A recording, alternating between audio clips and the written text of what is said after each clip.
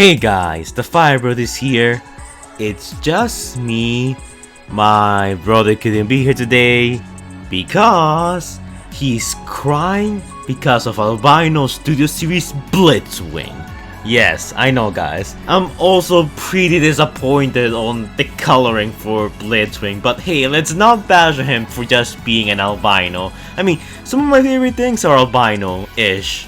Albino Namekians, an albino PS4, albino Deadclaws, Lycidia, who I got married to in Fire Emblem, and so on. So yeah, that's where I stand with albino Blitzwing. I'm probably still gonna get it though. Anyways, today's video wasn't made because I felt like either doing a Blackout/Grinder drawing or because I'm trying to stall for time while I'm making the Cliff Jumper video and a bunch of other non-Transformers videos. I did it because, well, yeah, I actually did it for those reasons, but that's besides the point. Today's video falls in the category of missing characters from Transformers movie series that I've been doing.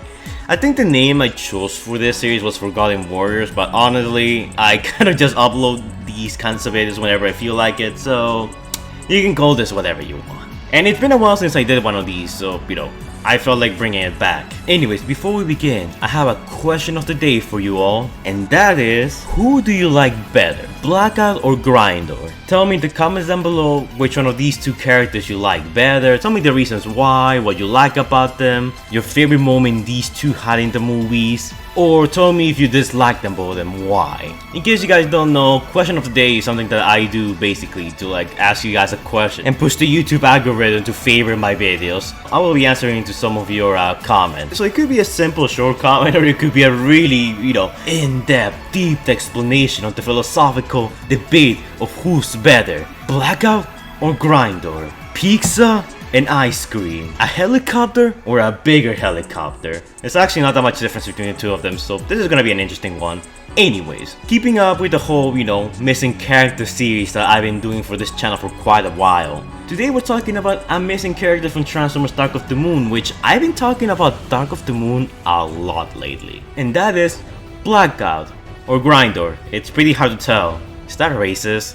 Anyways, so in the Super Bowl spot, when Dark of the Moon first came out and first was revealed, we actually see Blackout in the trailer, or at least a Transformer that looks a lot like Blackout. It's really hard to tell because this guy is really in the background, but if you look closely you can see Blackout's outline. You can see the helicopter wings on the back, the robot chest, the stuff that he has above the head. He has some recognizable traits that let you know that that is him. And he's also pretty big. He's about 2 stories tall, so I'm not sure if he's Grinder size. I think he's just regular Blackout size. And the toys seem to imply that as well, because in the Dark of the Moon toyline, Blackout actually makes an appearance in it as part of the Cyberverse class. He has this new dark blue look to him, and you know what? I kinda dig it.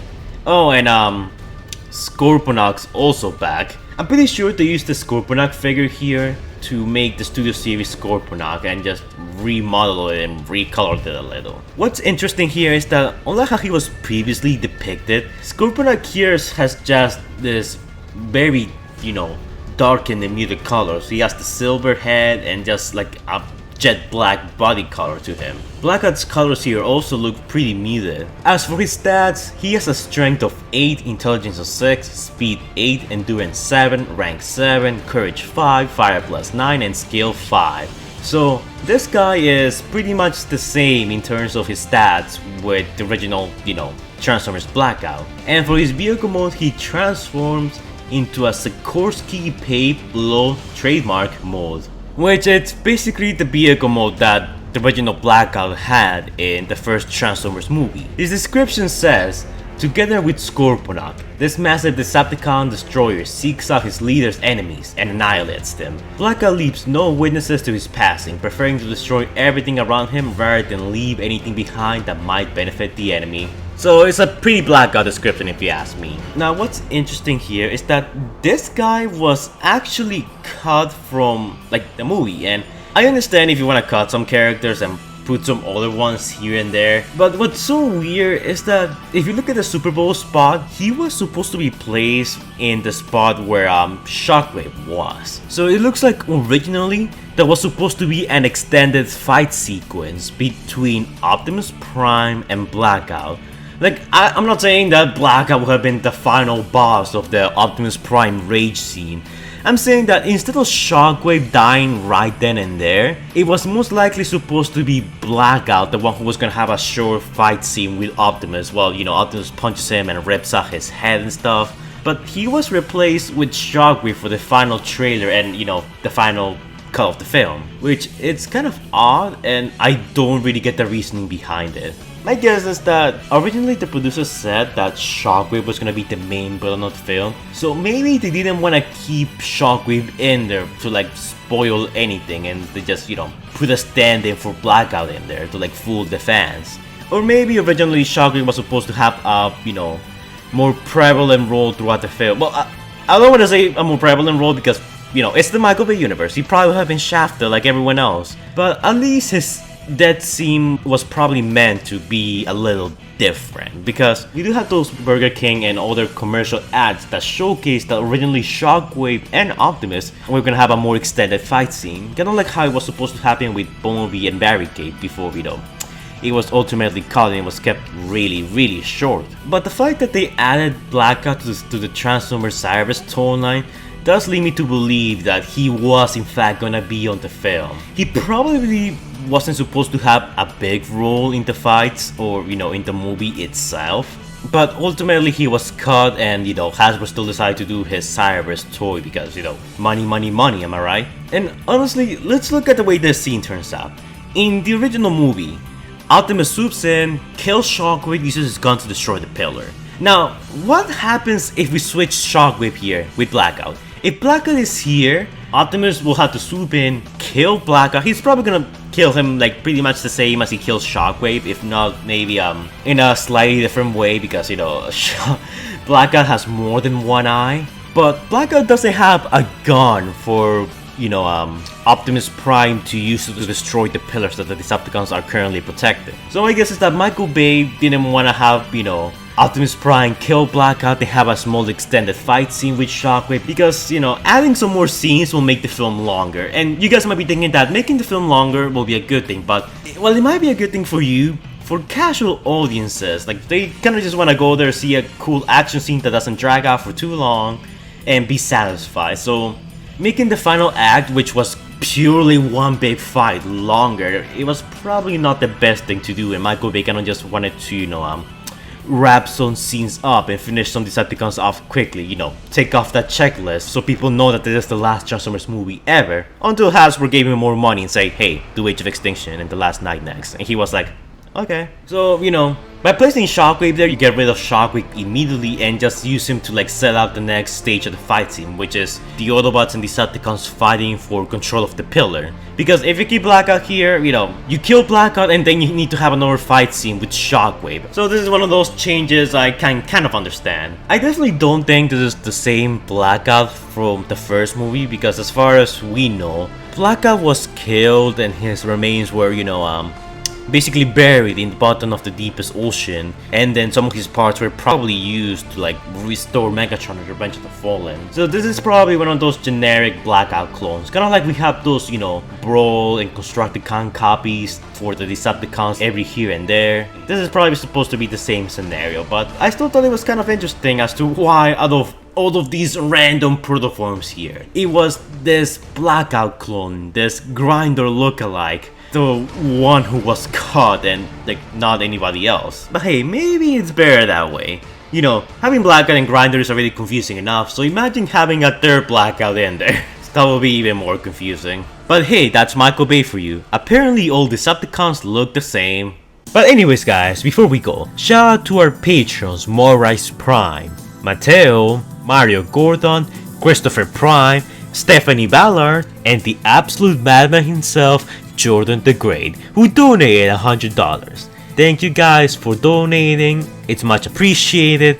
And if you guys want to donate to my Patreon, links in the video description down below and in the comments down below.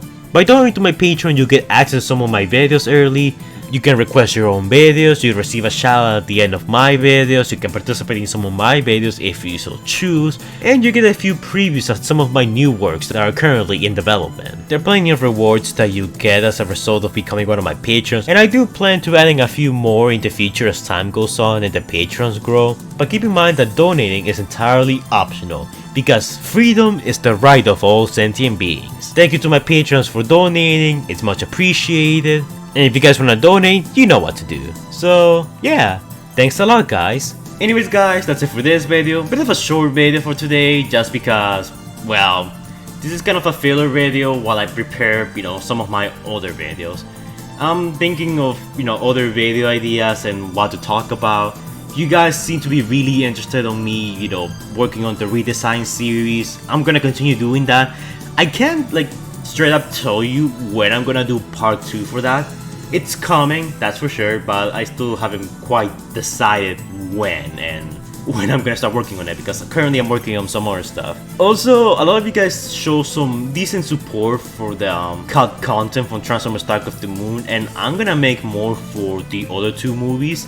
So if you guys, want to see more of that, let me know in the comments down below, and just keep watching, liking, subscribing, commenting, the usual stuff. Fan art of the day goes to Relish Dawn 862 equals underscore B underscore L underscore A underscore N underscore K. What happened to the simpler names? What happened to Josh? What happened to, now it's a fan 666 or whatever. Now it's super long and complicated. But anyways, personal feelings aside, he made this drawing of my reimagining, my redesign for one of the Infernicons. I already named this guy, by the way. I also made some changes to him. I added some shading and worked on the fire a bit more.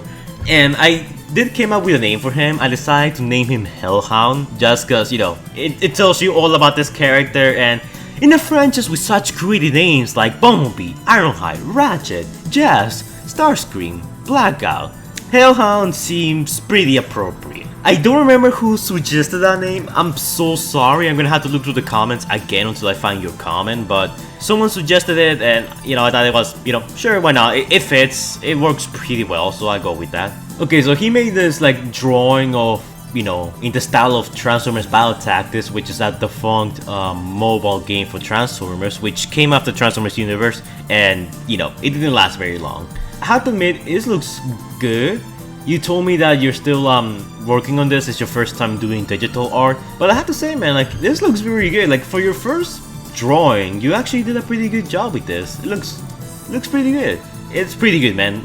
Really good job with this. If you guys want to submit some fan art to me or whatever, you need to reach me through this Discord DMs. I don't have a Discord server anymore, and please stop asking me about it. I already explained why I don't have a Discord server. But yeah, if you guys want to send me stuff, Discord DMs is the way to go. Otherwise, I'm probably not gonna notice it. So yeah, comment, and subscribe, and I'll see you guys in the next video.